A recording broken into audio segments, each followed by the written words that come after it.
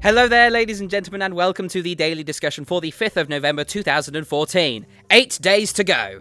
My name is Tuskeh, and today we shall be discussing BlizzCon, the mostly annual celebration of Blizzard Entertainment and their various franchises. But today we shall not be discussing this alone. No, once again we are joined by the very special guest, Warlin. Say hello. Hello, hello.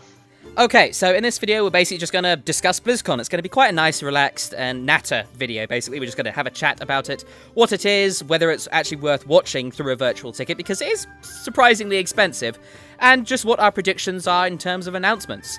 So, let's get straight to it. So, BlizzCon, taking place in Anaheim, California. It is in actually just about 2 days. It will start on Friday the 7th and end on Saturday the 8th of November.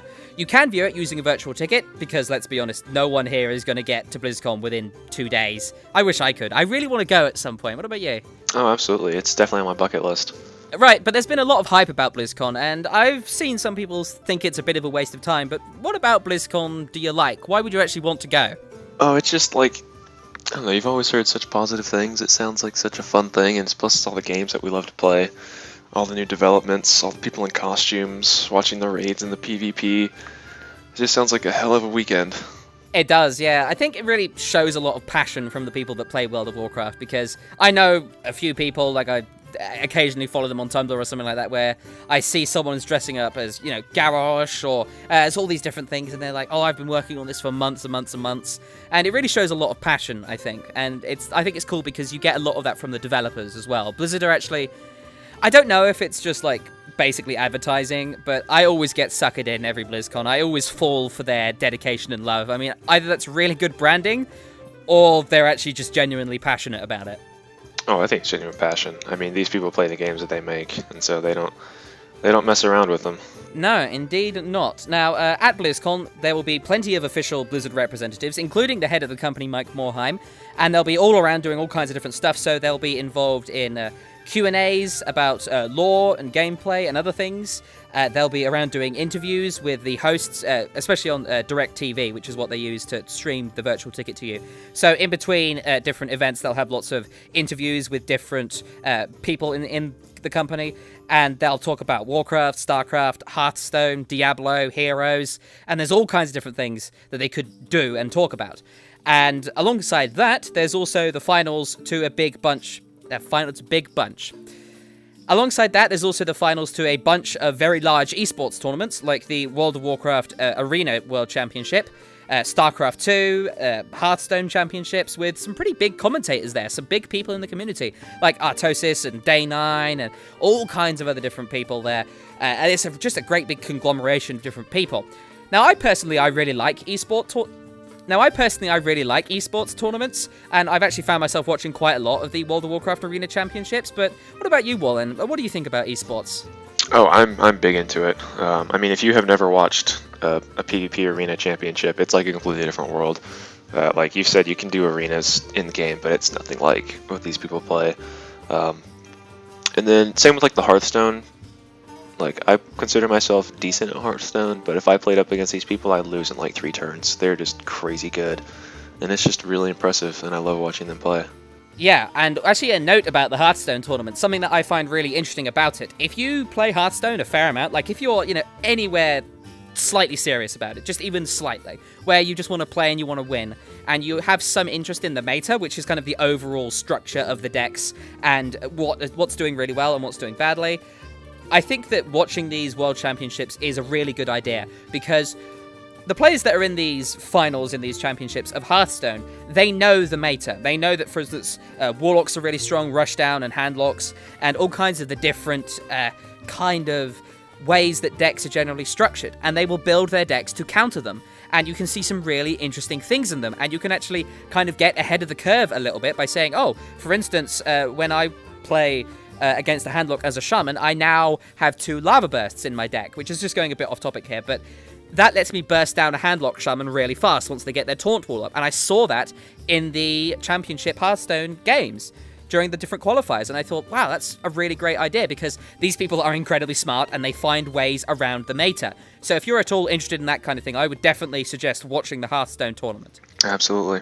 Alongside that, they have the StarCraft 2 esports tournament, which I'm not massive into. I'm not very skilled or knowledgeable about StarCraft or StarCraft 2 in general, but that game is so easy to watch. I mean, even if you're not into StarCraft 2, it gets very exciting because the commentators are great. Day9 is a fantastic caster, in my opinion. He's one of the best in the world, and he gets you really excited for it. I remember the last BlizzCon I watched, the World Championship, the final there, the final game was so exciting. And the yelling, and you could hear the audience in the background, and it really is really exciting. So I would definitely suggest you watch that. But, I mean, out of all of them, which one are you most excited to watch in terms of esports? Personally, the arena for World of Warcraft finals, because, I mean, at the end of the day, this game I play the most. I have it, I'm kind of like you. StarCraft is the one I have the least amount of experience with. I can get into it because the commentators make it really exciting and stuff, but at the end of the day, it's another RTS that I have not played. I get how it works, and I can watch it, and it's good, but I'm not that into it. And then Hearthstone, it can't be the most exciting game. It's fun to watch, but high-end arena matches, whew, they're like a different world.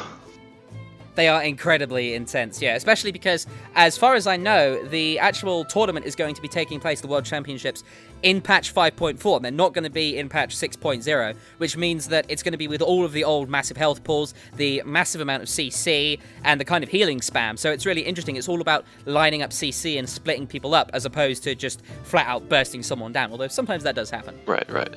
So just looking at the schedule now, they've got the Hearthstone World Championship group stages, they've got the Arena Championship, they've got a whole bunch of StarCraft 2 Global Finals, you've got a Warcraft movie presentation, which should be exciting, you've got a What's Next for Diablo 3, you've got an overview for Heroes of the Storm, you've got a fireside chat with Hearthstone, which is basically just talking about the game and the potential expansions for it, and we'll get more onto the kind of expansions and announcement sections in just a bit.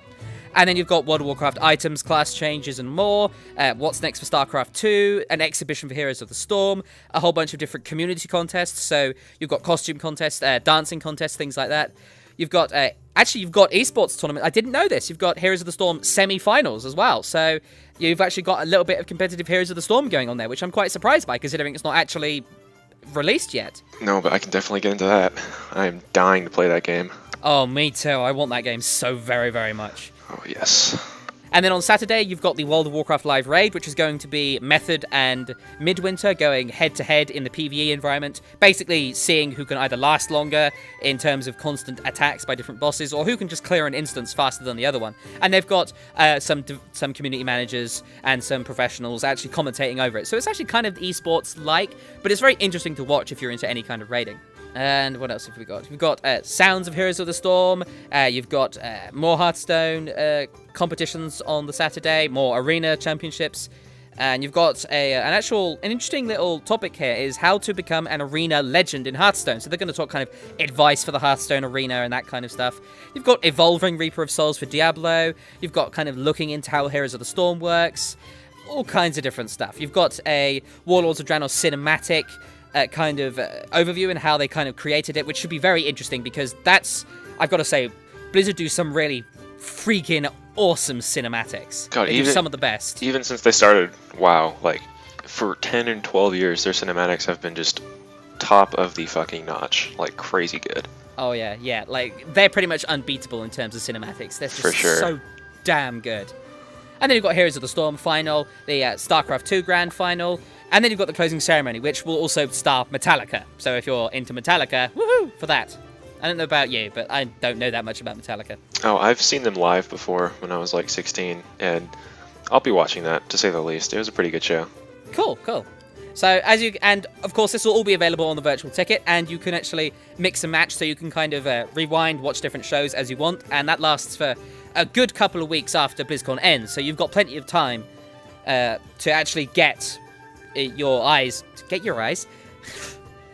So you've got plenty of time to actually watch everything you want to watch in all the different stages, because there's a lot of stuff going on at the same time. So it's a good idea if you do decide to get the virtual ticket to look at the schedule, and I'll include a link in the description so you know what's going on. So other than the stuff we've discussed, what else are you excited to see at BlizzCon? I think one of the smaller things I'm excited for is the Warcraft movie. I've been keeping up a little bit with the development of that. They finished shooting of that, I think, beginning of October or so. So they actually have the movie made, and they're just doing all the editing and whatnot. And I'm really crossing my fingers for some kind of teaser trailer. that would just get me incredibly hyped for that movie. I'm just really Oh hoping yeah, it's yeah. as good as the build-up. Even if it's, I mean, I don't imagine it's gonna, be the most amazing movie in the universe. But probably not, It's no. a Warcraft movie. Yeah. That's all that really matters. Yeah, yeah. I mean, it's probably not going to be amazing. It might not be the best thing in the world, but hopefully it's not the worst thing in the world. And if it's not, it could be really awesome just because it's Warcraft. And I mean, it's written by the people who wrote WoW, directed by Duncan Jones, who has made some incredible movies in the past. And so, I'm fingers crossed. I'm full on board for it. Here's to hoping it's not gonna tank. Yeah, me too. I really hope it does well. I really, really hope. And yeah, a teaser trailer for that would be pretty damn awesome. And of course, you do have the costume contests as well, which is where a lot of the hilarity of BlizzCon ensues, because it's very kind of tongue-in-cheek. You've got some very serious people there who put so much effort into some of these costumes. It's insane how much work they put into it.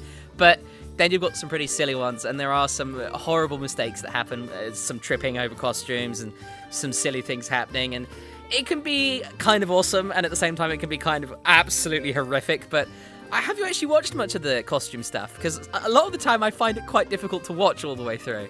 What I've done in the past is I like the costume contests, but some of them I'm like, okay, you're just dressed up as a night elf, you're a night elf, you're a night elf, you're a blood elf, I'll look at that, it's fun. But in the past I've waited till they put it on YouTube, and then I'll kind of skim through it to get to the good ones. One of my favorites in the past, there was this guy who, if any of you people have ever watched South Park, they had their WoW episode, and they portrayed their average WoW player as this huge guy. He's balding on top, he's sitting at home, and he's just laid back. He's got an arthritis brace on his wrist, and he's got like food scraps and CDs on his desk. And there was a guy who actually dressed up like this. It was a bigger guy, and he had like a little, I don't know what to call it, like a safety vest that he attached the desk to, and he had a PC tower on it, and it looked exactly like this guy from South Park, and it was the funniest thing. God, it was hilarious. That was so funny, yeah. And like I said, just passion for those games. It really shows in the costume contest. If you can get past some of the horrible ones and some of the mistakes where it's like, I'm dressed up as a Minecraft character, oh, I've fallen smack.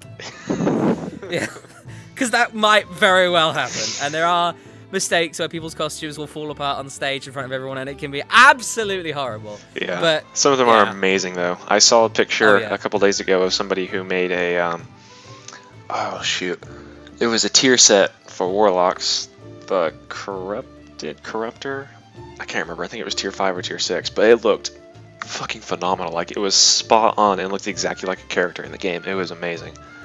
Yeah, and to be fair, the judges in that are actually pretty good. They don't often fall for the, blood elf or night elf wearing, basically a bra and a thong, and that's it.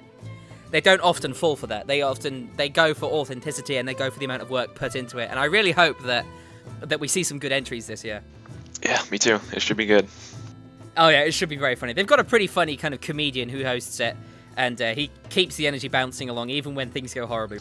Oh yeah, I think is it Chris Hardwick this year from At Nerdist? Oh no, it's it is Chris Hardwick. Yeah, it is. Told you. See, I'm in the know. I know things. I'm up to date. You are, yeah. Awesome. So yeah, that should be very exciting. And what else have they got? They've got a bunch of online merchandise as well, and if you get the virtual ticket, you can actually get hold of the little Gromlock pet, and you get kind of I think you get a Hearthstone, Diablo, and StarCraft 2 reward, just like the generic kind of, oh, here is a banner, here is a card back, here is an avatar. They're even giving Heroes of the Storm stuff too. They're giving you a mount for the Nexus. Oh, well, there you go. Well, I don't know much about Heroes of the Storm, even though I badly want to play it. So they've actually got a competition going on as well in terms of a Facebook kind of Heroes of the Storm thing. So maybe I can show you Heroes of the Storm in the future. Maybe, if I'm lucky. Or I might have to wait until the bloody thing comes out. But anyway, let's, I think, move on to the big topic. The thing that everyone wants to hear, that everyone wants to discuss, and they're already doing it now. The announcements. The predictions. It's obviously going to be big. They've already got a lot going on at the moment. But just looking at the schedule, it's going to last, the opening ceremony is going to last nearly 2 hours, right? So, I'm not entirely sure. I think that they're going to be announcing something. They're definitely going to be announcing something that's going to happen. And I think it's going to be pretty big. And if you've been following anything like MMO Champion or other sites like this, then you will know that Blizzard has recently trademarked Eye of Azshara and Overwatch. Now, it's kind of a little bit interesting because on the one hand, they did trademark Warlords of Draenor right before they announced it last BlizzCon. That was last BlizzCon, right? Or was it BlizzCon before? It was last. Okay. But there was also the whole Dark Below fiasco, which was like, oh, yeah, they're going to announce the Dark Below. And then it was just a whole great big hoax, basically. To be fair, the Dark Below was a thing. It was a DLC pack for, I think it was Destiny, which is a game owned by Activision. And Blizzard is part of the Activision company. And so it was just kind of like this sneaky thing to keep it kind of under wraps and speculation. But I mean, Eye of Ashara, that's obviously Warcraft related. You can't fool anybody with that. So no. It could Eye of very well be Ashara. real. Yeah, so there's kind of, in my opinion, two possibilities with the Eye of Ashara.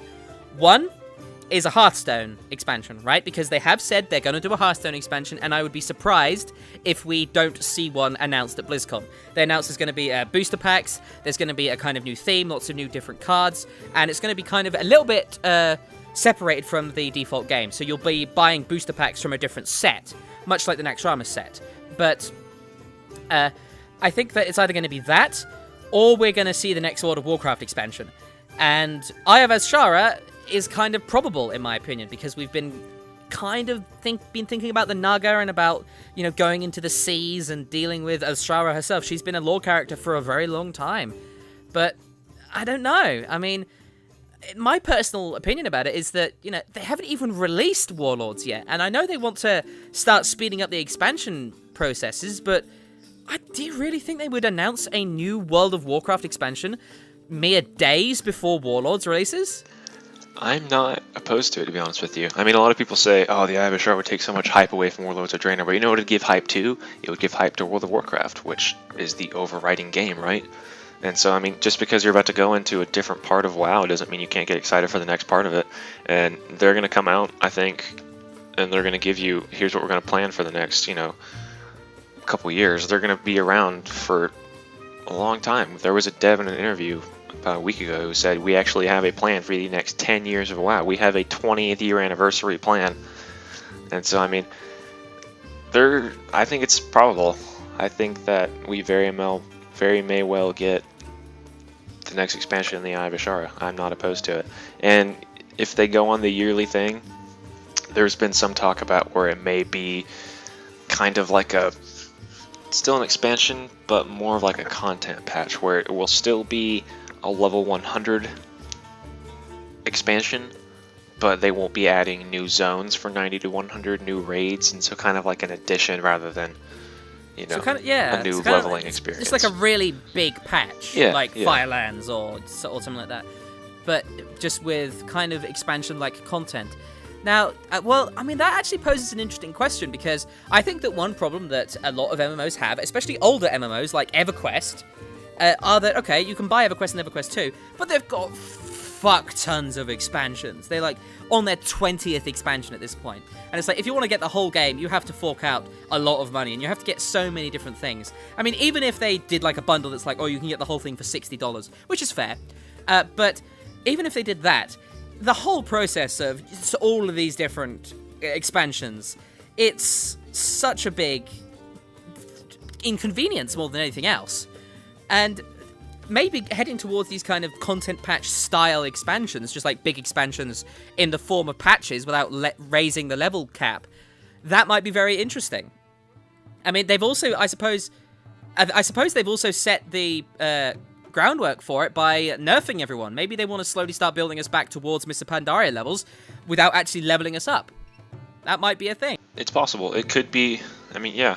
I'm not opposed to having a quote-unquote expansion. Just give us a couple more raid tiers and a couple new zones that you could level, in lieu of Warlords of Draenor. Like you've done that for a while. It's okay, we'll try to level in this zone instead, but here's still level 100 content. I'm not opposed to it, but I guess we shall see. It's all tinfoil hat material. Oh, yeah. It's all conspiracy theories. And, okay, let's say that the Eye of Ashara is a new World of Warcraft expansion, right? Let's say that that is the case. What is it going to be about? I mean, of course, it's easy to say, oh, well, it's Ashara. It's going to be about going into the sea, right? But what would that entail exactly, do you think? Well, I think it's all about... everyone's been asking for the South Seas expansion for the longest time, so it's going to be... Nazjatar's going to come up, and Najara's probably going to do the whole, get back in contact with Sargeras, try to bring him back to the world. So it's going to be a lot of Legion influence, a lot of Naga. You could even see Xantalar. I bet you'd love that. Oh, God, yes. God, yes. There's a lot of material. Yeah, that would be very interesting. I mean, because, as Shara sunk, that was the whole idea. Now, if you don't know the lore, which is probable because elves, but basically, as Shara is both the name of the queen of the elves and the name of the city. Or am I getting that wrong? I think, isn't it Zinaz Shara, something like that? Oh, Nazjatar is the city, is it not? Nazjatar? Yeah. Transformed into the Empress of Nazjatar. So you're right. Bloody hell, you're being right a lot today. I know my shit, man. You do. Played this game for 8 years. You have. Okay, so Nazjatar. So Azshara is the queen of Nazjatar. Try saying that 10 times. and it is a sunken city. So I suppose another question is, do we go down to it, or does it come up to us? Because Blizzard tried underwater combat with Vashir, and it was a mixed bag. Yeah, I remember them saying they wouldn't do that again. It was very mixed reception. I liked it. It was good, but having done it once, I was like, I'm never going back. Yeah, So I'm willing to bet it comes up to us. Probably, yeah, and having kind of like a half-sunken... And there probably will be a few underwater sections. Yeah. And I like the idea of an underwater boss, because Blizzard have said repeatedly that they wanted to do some kind of underwater raid. And they had the perfect opportunity with the Plane of Water, with the Throne of Tides dungeon, but they never actually got to it. And I think that having an underwater raid, or rather an underwater boss, may be really interesting. I would more lean towards a boss rather than an entire raid. Yeah, maybe a boss makes a bit more sense, but they could do so much with that, with different currents and the added verticality of the whole place. That could be really interesting as long as they pull it off correctly. Oh yeah, for sure. But okay, so let's say that it is the World of Warcraft expansion, and Nazjatar comes up from the depths. What kind of gameplay implements would you like to see? Like races, classes, new features? What would you like to see? Well, being devil's advocate, Naga playable race, maybe? I don't know if I would actually like it. I doubt they would do that. It's been asked for a while. It has been asked for. And I suppose you could see some kind of rebel faction joining the Alliance and the Horde, kind of like the Pandaren, but I don't know. It could be... that's a slippery slope, no pun intended. But yeah, that's a dubious move in my opinion. I could see possibly Highborn for the Alliance, or High Elves rather.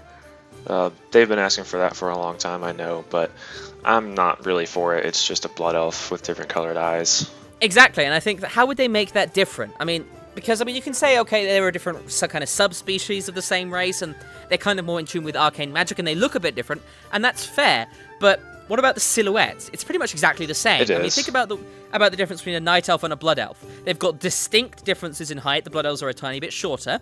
They've got distinct differences in the way they're designed, and they're just they're different. They're built differently. Whereas essentially, you can get a highborn, and you could use either a blood elf or a night elf model to represent it. And I think that just having more elves in the story may not be a good idea in terms of playable races. Yeah, I agree. I think they'll definitely be in there because they have a part to play in that story, but I don't think they'll be playable. Oh, yeah. They'll just be, like, kind of how we had the, what were they called? Hosen and Jinyu.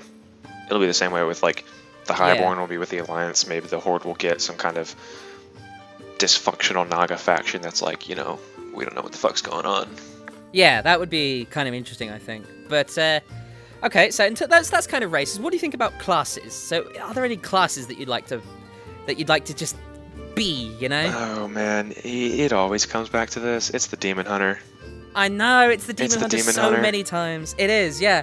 And okay, let me just tell you a quick story. I'm a role player, right? And I've been a role player for quite a while, and I've seen plenty of people role playing Demon Hunters, and it hurts every single time because they're pretty much always terrible. But as a concept, as a playable class, the Demon Hunter is really cool. Oh, yes. I want it so bad. I would play it. They could add so much. You've got... Sorry, I interrupted you. Go ahead. No, I was just saying I would play that. I've been waiting for that ever since like the Burning Crusade when I saw Illidan. I was like, I want to be that. And then they teased us Yeah. with the whole Warlock Glyph of Demon Hunting. You're like, oh, this feels so right. Yeah, and I mean, the demons of the Burning Legion, they are the main antagonists of World of Warcraft, pretty much. And, I mean, it would only make sense that some kind of expansion related to the Burning Legion would have demon hunters, right, as a playable class. Which could also suggest that it's probably going to happen, but probably not in the Eye of Azrara, unless it's really heavily demon influenced. Which it very well could be. I mean, It could be, oh yeah. the last time Ashara was around, she tried to bring Sargeras into the world, and everyone was like, kind of freaking out because it kind of would have been the end of the world. So, Yeah. I mean, So she is in cahoots with demons, so it's a possibility. But, yeah, I mean, demon hunters, they are... I mean, the way a demon hunter would play, the only problem with the demon hunter is you've got to find a niche for it, right? You've got to find something that makes it unique, because every class has something that's unique to them. Even though there's been a lot of kind of a conglomeration of the different ways that classes play, they each have their own unique things. Rogues have the stealth and the dual wielding, and the disappearing and reappearing. Shamans have the totems. Death Knights have death grip. Warriors have charge. Druids have the shape-shifting. Monks have roll. Paladins have bubble. Things like that. Something that's very unique to them. So demon hunters need to have something unique to them as well. And there are lots of different ways that you could do that. You could have a very unique kind of resource system with kind of the runes on their body, but that would play probably a lot like the Death Knights. But one of the different things I think they could do is, what about glaives as a weapon type? And they haven't added weapon types basically since the inception of the game. They've done a few things with them, but like they haven't actually added a new weapon type. So it's perfectly possible. It could be a thing. I definitely think so. If we get Demon Hunters, I think we're going to get Glaives as an actual weapon type. And I think they'd be like a... I mean, if you look at Warcraft 3, Demon Hunters, they're like kind of like this melee magic user. So I think they'd still be up in your face, but you'd have a bunch of different spells they'd be casting and the whole immolation aura thing. So I think they'd... I don't think it would be that hard for them to make it. And I'd be willing to bet that they have plans for it eventually. Yeah, and I mean, there's so much you can do with the Demon Hunter. You've got, like, different movement abilities. You've got transforming into a demon. You've got... And that's, like, actual proper transportation. Not like... Sorry. And that's actual proper transformation. Not like metamorphosis, like the Demonology Warlock. But actually just full-on demon form, you know? Which could be really interesting. But, I mean, other than the Demon Hunter, I think I'd like to see a Shadow Hunter. It's all the hunters, apparently. But, I mean, I might be biased, you know, trolls, but the Shadow Hunter has been asked for. It is a potential, and Shadow Hunters have the potential to be very interesting, because they're essentially like a hunter that has access to shadow magic, and hexes, and curses, and things like that. But what about... See, it's another thing. I can either see a Demon Hunter, or I can see something to compete with a hunter, like a Dark Ranger. Something that uses a bow, because they need... gear competition because fuck hunters. Pretty much, yeah. on a more kind of less biased note, Warren is right. I mean, you have to consider the fact that now hunters are the only people that can use bows and guns as well. But you face a real problem with introducing another class that's like the hunter, in that, okay, how do you make them different from the hunter? Because the hunter at the moment already suffers from the problem of all their three different specs play very similarly. So what would you do with something like a Shadow Hunter or a Dark Ranger to make it different? Well, there isn't an answer. No, I don't know much about Shadow Hunters. I don't know. Poisons maybe, dark little voodoo magic. I have no idea how that would work.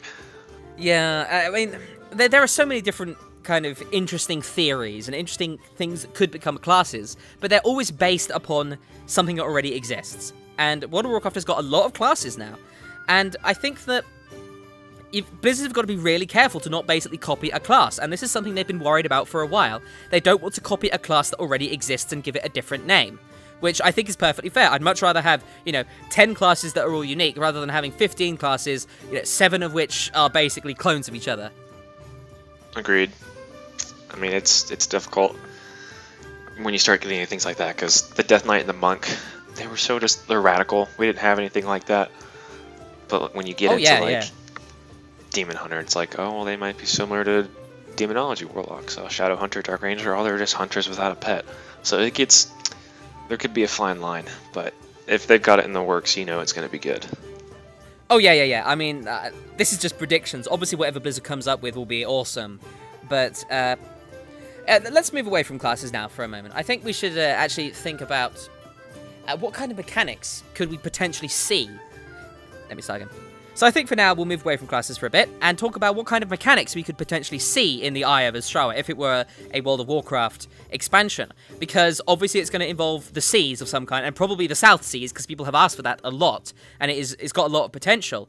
I mean, maybe we could have some kind of sailing mechanic? Question mark? Maybe? I would not be opposed to it. You know what I really just want to know is, am I ever going to get to use that freaking seahorse again? Yeah, I mean, the seahorse was really cool. It was. I thought it was a really awesome idea, and the fact that it's only bound to Vashj'ir is a bit crap, really. It's very unfortunate, because there's all these times where I go into this rather large body of water to get across from. I'm like, God, I just want to get on that seahorse. It'd be so much easier. I just want to ride it in somewhere that's not Vashj'ir. Yeah, and I mean, there are seahorses that drop from, the super rare elite boss, one of the whale sharks in Vashj'ir, but come on. That thing is stupid rare. It is. And it has no point. And it makes me sad. But yeah, it's, I think a sailing mechanic may be very interesting. You could have battles on the high seas, Alliance versus Horde, maybe a guild ship of some kind. Because they've shown in Mists of Pandaria that they kind of experimented with housing with the farm, right? You had your own kind of customizable farm. And now they're going pretty much all out with garrisons, right? And it's obviously garrisons are designed to be something that you come to every single day. It's your hub, right? It's kind of your main place where you go to do a lot of things. But once Warlords ends, what then? Do you move the garrison, or do you try and evolve it?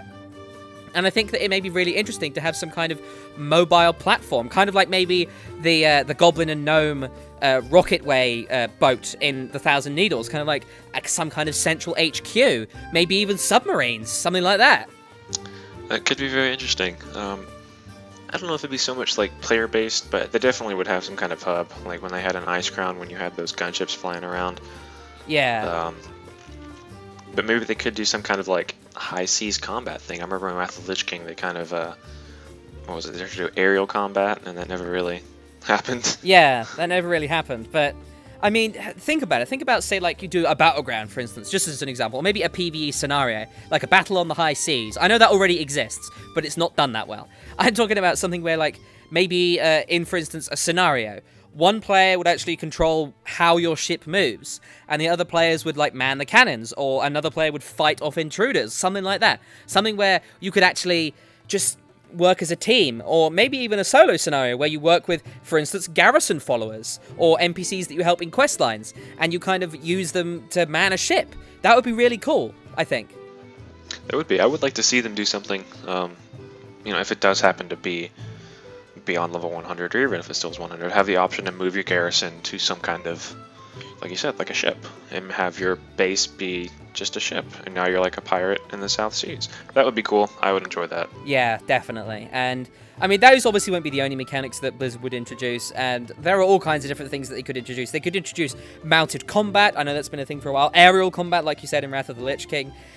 Maybe some kind of RTS elements. I don't know. They could introduce anything. World of Warcraft has now recently got a new file system to it, so really the limits of what can be done with the engine have kind of expanded and increased. So really, I suppose the conclusion of the Eye of Azshara World of Warcraft maybe predictions is we don't have a fucking clue. Literally anything. No fucking idea. Yeah, pretty much. Yeah, and that is the way that you should treat this. I mean, on a more serious note here, because we've been talking for a while now, just kind of making wild and random guesses, what we'd like to see, things like that, which is awesome amounts of fun. But on a serious note, when it comes to BlizzCon, the only way you can know for sure is to listen to them say it. If anyone says oh, someone told me this, or this has been leaked, or that has been leaked, ignore them. The only people that can confirm it are Blizzard, right? And the only person that will announce it, well, two people will probably announce it. One, Chris Metzen. Two, Mike Morheim. One or the other, or maybe both. We don't know. But it'll be one of those two, and it'll almost certainly be at BlizzCon, right? So, just just wait. That's all we can really say in terms of that. But one more thing that has been announced that we should discuss before we finish is Overwatch. This is another copyrighted thing by Blizzard and Activision, which may be something. It may not be. It may be, like you said, with Destiny, another game that Activision owns. It may be something done by Blizzard. What do you think Overwatch is? Well, I'll tell you what I think it is, and I'll tell you what I want to believe it is. Okay. What I think it is, I think this is going to be the Hearthstone thing that we get. I don't know, it could be something Goblin related. Sounds kind of Goblin-ish. We do know the latest card back was a Goblin theme, and so maybe they're going to come out with a bunch of Goblin packs and cards, and that could be Overwatch. I don't know if it's going to be like a PvE thing like Nax was, or just a little, here's a lot more cards. What I want it to be is I have recently heard about, this might have been completely random, a rumor, but Blizzard was developing some kind of console game that was geared towards WoW PvP style battlegrounds on a console, and that sounds fucking awesome to me, and I would play the shit out of that. That's what I want it to be. I don't know if that's true. I don't know if that's completely made up that I read on the internet a couple days ago. It might very well be, but that is certainly interesting. That's what I want it to be. That could be really, really interesting. So, kind of like what kind of, do you have any idea what kind of genre? It could be like first person, third person, RTS, well, anything like that? I think it would be like I think it would be third person. Kind of like I don't even know what to relate it to, because there's nothing really like that. Right, yeah. Damn, that could be really interesting. I mean, Blizzard has done Diablo 3 for consoles, so they're obviously not entirely against making console games, but I mean, I just want to say this now, if Blizzard announce Overwatch as a console game and say it's not going to be on the PC, they might as well be shooting themselves in the face with a crossbow. Yeah, I agree. My opinion. I agree. Like, if they make it a console exclusive, that is just absolutely horrific. That would be the worst thing.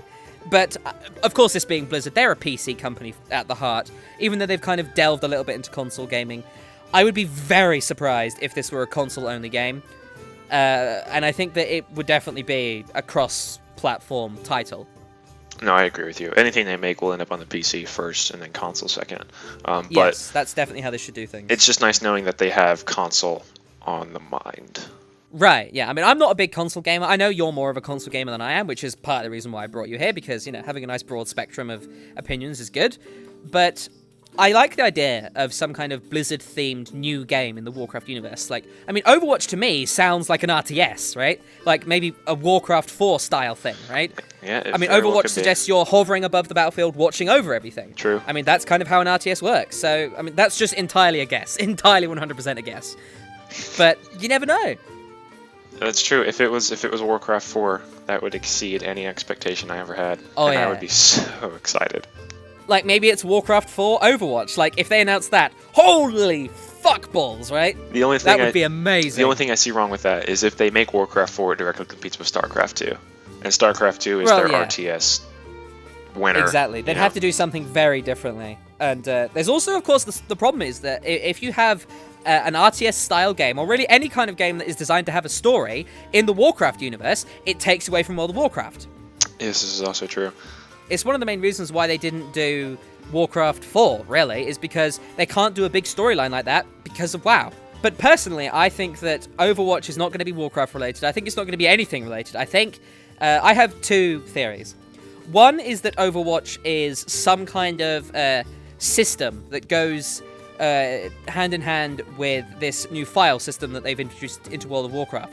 Some kind of maybe anti-cheating, anti-hacking mechanism, much like the one they have now, but just designed for something different. Maybe it automates something that needed to be automated, or it just makes the experience better in some kind of way. Because Overwatch kind of suggests that maybe it's some kind of anti-hacking mechanism, right? But on the other hand, I think that Overwatch may be, and I'd like it to be, Blizzard's replacement for Titan, because they recently announced that Titan, they stopped working on it. And I mean, we don't know how long they'd stopped working on it for. It might have been a couple of weeks, it might have been a couple of months, it might have been more than that. And Overwatch may be their replacement, and they may feel confident enough to just go ahead and announce it, which would be amazing as well. I don't know about that. That's a good idea, because they did have Titan was in the works for years. Like, the name was thrown out several years ago. Oh yeah. And from leaks that I've read, and I know they may completely not be true, is that there's actually going to be demo gameplay of whatever it is this Overwatch thing is. But then again, it might not even be a game. It could be the file thing, like you said. It could be a Hearthstone thing. It could be the next Diablo 3 expansion. I have no clue. Yeah, we haven't even discussed the other possibilities. Is that one, that there's an expansion due for Diablo 3. I mean, because... So, spoilers for Reapers of Souls here, but at the end of it, it's kind of suggested that the Nephilim may be either good or evil. And Blizzard has said they want to have that kind of morality system in the last expansion, where you have kind of a, maybe you're a good guy, maybe you're a bad guy, and it affects things, which would be really cool. But that is potential. I mean, Overwatch could be some kind of overwatching angel or something like that. We don't know. Could be. Yeah, the only reason I mentioned Diablo because it kind of sounds like, I mean, like you said, something could be in heaven, watching over Sanctuary. Right. It sounds Diablo-ish. It could sound Diablo-ish if they needed it to. Exactly, yeah. But, of course, and there's also the last one, which it probably won't be, right? Because Blizzard has long taken this name. StarCraft 2 Legacy of the Void. The last part of the StarCraft 2 story, and the last probably real expansion you'll see for StarCraft 2. At least in terms of what StarCraft 2 is. They may release other things, but they've said it's a 3-part story, and that Legacy of the Void will be the last part of it. So that could be, I mean, Overwatch is obviously probably not going to be that, because they've already got Legacy of the Void sorted out, but there is sorry. I mean, it's obvious that Overwatch isn't that, because they've already got Legacy of the Void kind of copyrighted and trademarked already, but StarCraft 2 is due for an expansion, and it's possible that we'll hear about it in this BlizzCon, because they have a section called What's Next for StarCraft 2, and they generally tend to do that when they announce the things. So maybe it'll be in the opening ceremony, maybe it won't be. We don't know. It could be. They could have a whole ton of stuff to announce. Yeah, it could. I don't know much about StarCraft 2. I've never really played it. I've only done the online thing that they had, similar to Warcraft 3, but as far as I know, they have not done a Protoss-based expansion, I think. No, they have not. You're correct there. And so we could be looking at that as well. Oh yes, and it will be the Protoss. They basically said it will be. It will focus on Zeratul, who is one of the main characters of StarCraft 2. He's kind of the main Protoss character. So, basically we've said that Overwatch could be Warcraft, could be Hearthstone, could be Diablo. And it's probably not StarCraft, but StarCraft might be announced, and I'm pretty sure it's not Heroes of the Storm. I mean, it might be. Overwatch might be a Heroes of the Storm or Hearthstone kind of spectator mode. We don't know. It could be. Overwatch could be a Hearthstone spectator mode for all we bloody know. Oh my god, that's even worse than predicting a WoW expansion. This could be literally anything. Yeah, I mean, it could be, hey, Blizzard are going to take over the world and they're going to be our new watchers. It could be anything. We don't know. So we're just going to wait to see and see what they say. They might not even mention Overwatch, which would be really mysterious, I think. It's possible. Literally anything is possible. That could be like the Dark Below and not even be Blizzard related. Right, yeah. I mean, because in case you didn't know, the Dark Below was basically trademarked by some random person at one point. It was basically said that it was kind of just a hoax, but it kind of was revealed that Activision did do it. But it is pretty easy to trademark anything, regardless of who you are. So it could be some kind of internet troll that's made it look very serious. We don't know. We just don't know. No, not at all. But we will so, in a couple of short days. Oh yeah, we will. So now is a good point to kind of wrap things up and discuss the final topic. And that is, do you think the virtual ticket is worth getting? Because it is $40. It's pretty. It is $40, right? Or is it $49? No, it's $39.99, so it's $40. Okay, yeah. So I mean, it is $39.99. It's essentially $40, which is the price of some pretty decent games out there. And it's only a couple of days worth of stuff, and you could get all of the news through things like MMO Champion and through other PC gaming websites. So, do you really think that it's worth spending all that money on a virtual ticket? I think if you're actually going to sit down and be able to watch all of it, absolutely go for it. You get the end-game goodies for every single game, I think. StarCraft, Diablo, WoW, Hearthstone, and Heroes of the Storm.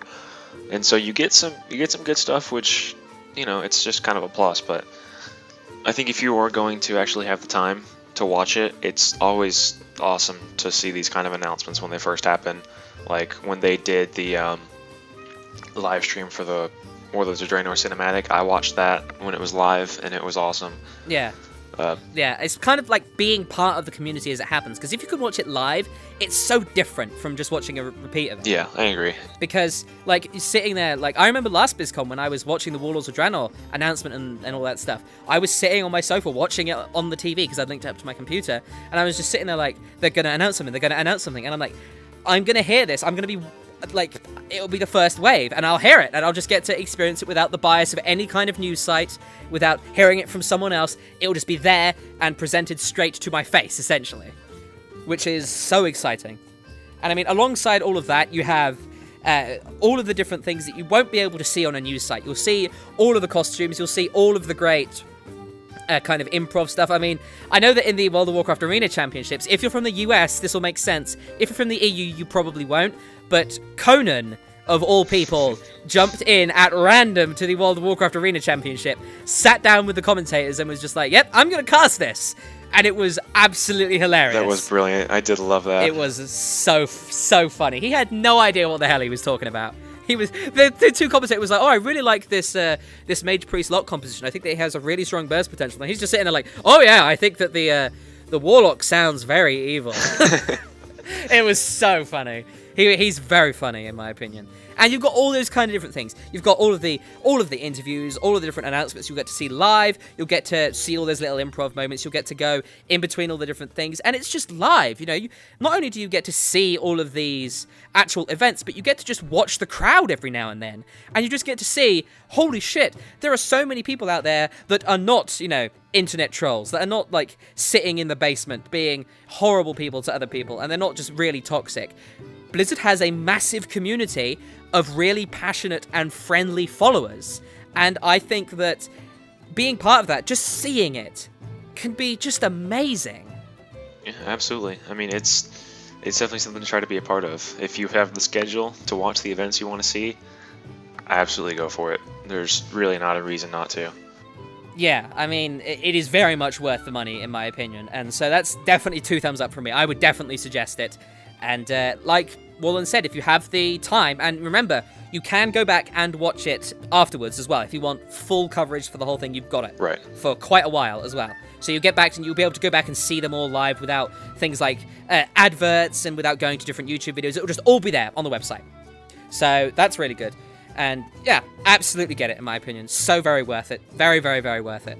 And that's kind of it. That's just... It's going to be BlizzCon. It's going to be really fucking exciting. I am so pumped for it. And I'm sure they're going to get us excited for Warlords in some kind of way as well.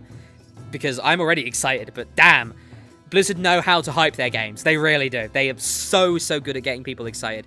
And BlizzCon is, in my opinion, the absolute pinnacle of excitement for all things Blizzard. And if you're at all passionate about the company or the games they make, even if you're not passionate about the company, you will be if you watch this. Oh, absolutely. And I mean, it's just the scale that BlizzCon is. No other game company has something like BlizzCon. Oh, no, like, no. This is comparable is to, like, Comic-Con. It's just huge. Oh, absolutely massive, yeah. It's got a lot of scale to it. It's epic, really, at the end of the day. Oh, for sure. It's... God, like you said, they can hype the shit out of anything.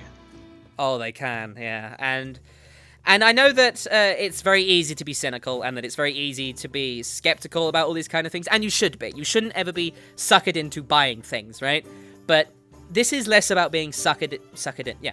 But this is less about being suckered into something and less about buying a product, and it's more about just seeing the passion of it, right? And of course, Blizzard are going to make money from this. Of course they are. But it's also going to cost them a lot of fucking money. So it's understandable that it's going to cost a fair amount of money. I mean, the virtual ticket is pretty inexpensive compared to actually going there. That is expensive. Oh yeah, I mean, they have just the dedication that some people have. If you look up their tickets online, they have like you can buy a ticket to go to BlizzCon and then go to like it's like a dinner or something that has a lot of their people there, and it is a $750 ticket, and it sells out every year. Pretty much instantly as well. It's not only if you had the money, it's pretty difficult to get hold of a BlizzCon ticket because they sell out like that. Yeah, every single ticket does. It's insane. Yeah, it is just insane. But yeah, like I said, virtual ticket, very much worth it if you're at all passionate about it. And as I said, easy to be skeptical and cynical about this. But really, the way I see it is I just put all that aside because out of all of the companies out there, Blizzard is the one that I trust the most because until they make some serious screw up, I think that they deserve it. And getting excited about the things that they make and the things that the community makes. We haven't even touched on how awesome some of the community contests are going to be. There's going to be a machinima contest. There's going to be a dancing contest. There's going to be that costume contest. There's going to be all these kind of different things. And you'll get to see that passion. And it's just kind of side by side, the developers with the Q&As as well. You see people having direct interaction with people like Chris Metzen, asking them questions. And it changes the way World of Warcraft is. You've got some great examples of some fantastic questions out there. Some really funny questions, some really insightful questions that spark great debates. It's just so very worth it. It's not even slightly a ripoff, in my opinion. No, it's just fun, man. It's just so much fun. Yeah, and like I said, just for a couple of days, I just like to put aside my cynicism and my skepticism and just watch some fucking Blizzard, you know, and just get excited because it's so easy to just be negative about everything. But God, it's fun to be excited. It really is. I mean, if like 2 years down the line, the Eye of Astrad proves to be shit, I don't care. Right now, I mean, that doesn't matter. Just get excited and enjoy yourself. Because that's what it's about. Yeah, in my opinion, it's half the fun is the whole, like, couple days leading up to it, all the speculation and, let's think about what it could be. Yeah. It's just, it really builds on the excitement for BlizzCon, in my opinion. It does, yeah. Oh, yeah. And again, at the end of the day, this is about games. And games are about fun. World of Warcraft is fun. The people who make it are passionate and they're fun. And watching this will be damn fun, believe me. So absolutely suggest it. Do it. Do it. Don't regret it. Okay, so that will conclude today's daily discussion. But before we go, we will have our piece of music for the day. So I'll let you, Wallen, decide out of all of Blizzard's games, what piece of music should we listen to at the end of this daily discussion? Well, for today, let's go with Elite Tauren Chieftain, I Am Murloc. Kind of just build the hype going into BlizzCon. Elite Tauren Chieftain has always been really one of my favorite things about WoW. It's just really hilarious. Good music. Exciting music. Oh, yeah. Yeah. Now, for those of you who don't know, Elite Tauren Chieftain is actually made up by Blizzard members, right? And so you've got Mike Morheim, Samwise Didier performs in there. You've got a whole bunch of different people. I think Samwise Didier is actually the guy who sings, believe it or not. I don't know. I'm not pretty sure. I think I've seen him sing, but they perform at BlizzCon every now and then. I'm sure they'll be performing alongside Metallica at some point, which should be pretty damn awesome. But yes, this is the song I Am Murloc. Unlike most times where I have to do music for the daily discussion, this doesn't really need any description. I don't need to say, like, imagine slithering through the swamps of the wetlands and finding No, this is a fucking rock song. So enjoy! So that's it for today's daily discussion. I hope you enjoyed it and found it helpful. Thank you very much, Wallen, for sitting here and having a good old natter with me. It was pretty awesome fun. It's been a great time. Thanks for having me. Yes, and as always, if you have suggestions for topics or you wish to send me your questions to answer on the daily discussion, you can contact me using the links in the description, or you can just leave a comment. Thank you very much for watching, and I wish you the best of luck with your gaming endeavors. Say goodbye. Goodbye. So long. Farewell. I bid you all adieu. That's how you should say goodbye. No? I don't think I can do a very good Murloc impression. Okay, fair enough.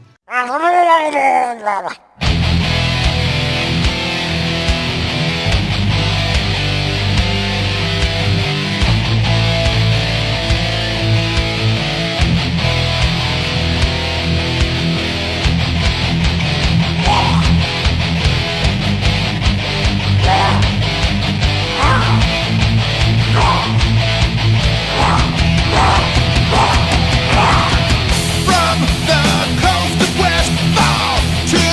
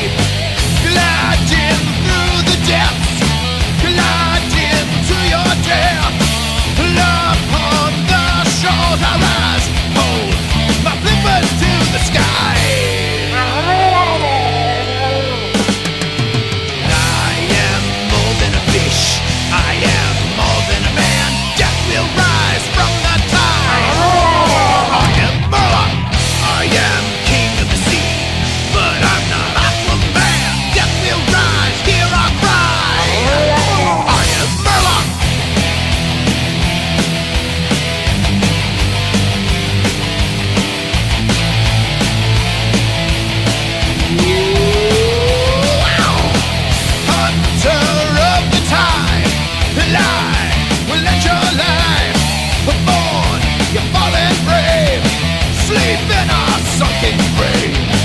Feel the dead living, my nets drag you in. Blood-stained sand and gore, all that's left upon the shore.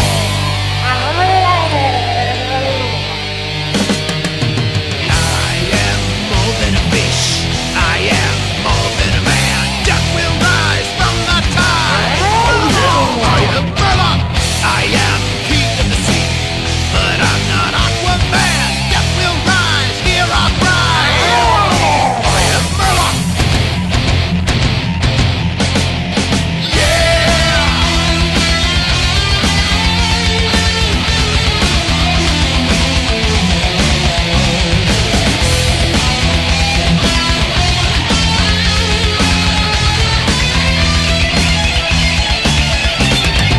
Empty eyes, never blinking, armored and scaled, but never sinking. Puzzle jumper, the coaster runner, call me the Tide Hunter. Raise your flippers to the sky. I am more than a fish, I am more than a man. Death will rise from the tide. I am Murloc, I am king of the sea, not a queen like Aquaman. Death will rise, hear our cry. I am Murloc, I am death.